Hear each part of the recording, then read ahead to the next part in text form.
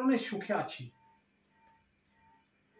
আমার নিজস্ব কোনো আত্মবোধ না থাকায় কারোর সাথেই কদাপি আত্মীয়তা গড়ে ওঠেনি।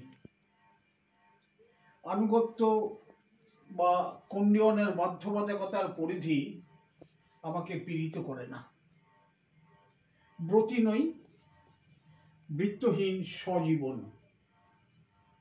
মস্তিষ্ক নিদারুণ বুভুক্ষ থেকে গেছে বরাবর, হৃৎপিণ্ড কদাচ হৃদয় হতে পারেনি।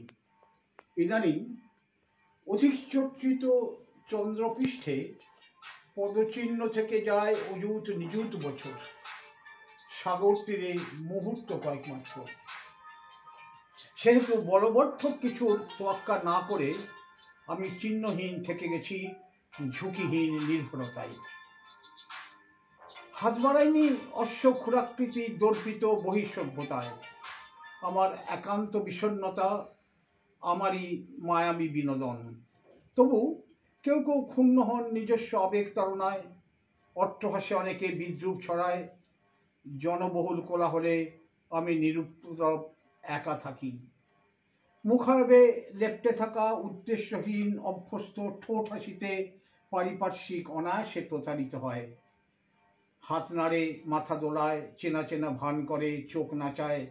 আমি নিরন্তর হেঁটে চলি, গন্তব্যহীন পরম্পরা হোঁচট খায়।